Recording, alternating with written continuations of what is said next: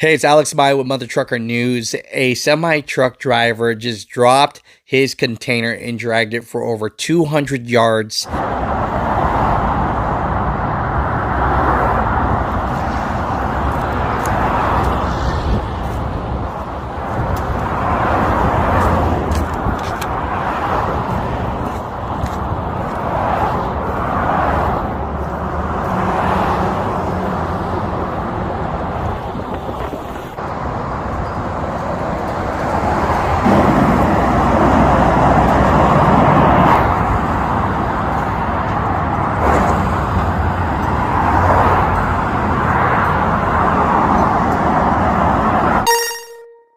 And we're trying to get to the bottom of this. One lane closed, the rest are open right now, right there at the 595 northbound in Fort Lauderdale area. My man Wilson, I appreciate you so much. You saw it, and then my man just went on the top and started filming it so that we could see this and get some education out of this. I'm not here to make fun of any driver. We're here just to see what really happened and see if you truck drivers out there can comment down below to see really why this container dropped and dragged like it did. Now, here's the video of that, but I wanted a professional look at this, so I sent this pictures and videos to Vic Med. He's like a mentor, man. Go check him out on YouTube. He's a fleet owner. His drivers go in the ports all the time, and he has a lot of theories about what he thinks could have happened. Big Med in the house, man, runs a fleet, been doing it for years, even through tough times. We're staying afloat and making things happen. So I just had a buddy of mine, Wilson, that was on the 595 near the 95 North in basically Fort Lauderdale area. Yeah. And then he said this thing just dropped right in front of him. So I don't do containers, and I know a lot of your guys do. And so I don't even want to pretend to be the expert on this, but what happened to this guy? Is this something he didn't pre-trip? Maybe because sometimes the chassis, it looks like it's a port chassis, and sometimes them chassis do mess up and the pins don't lock in. It was a triple axle, so that container was heavy.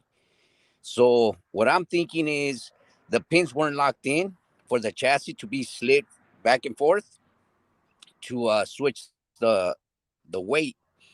And I think what happened is when he was starting to go up that hill, because that's a hill that he's going up on, I think the chassis slid back and it just busted. And the chassis just slid back and just busted, and then it just fell off straight up. Yeah, because the container's still hooked up to the truck, so that means the front of the chassis is still hooked up to it. The pin on the fifth wheel is still locked in. So I'm thinking that the pins just didn't lock to slide the chassis back and forth. So it could have been two things: one, he didn't lock it, or two, it was just so heavy that it broke. Mm-mm. No, he didn't lock it, or the chassis was just not. It's they're old chassis. They don't maintain the chassis, Alex. So Okay. it looked like it was locked. It looked like the pins were out, but maybe when he started to go up that hill on that freeway, they unlocked and they came loose, and the chassis just busted. Gotcha. So in this, what's the best advice that you could give someone that's going to be doing this type of work? Just check. I mean, especially if you're on a triple axle, that means you're carrying a heavy load. Just double check that freaking chassis. That's I mean, that's all you can mainly do. Just check the chassis, because if it unlocks, it's gonna happen, especially going up a hill. It's a triple axle, it's a heavy load, it's an overweight load, and going up a hill like that, and that's a steep bridge that he's going up against.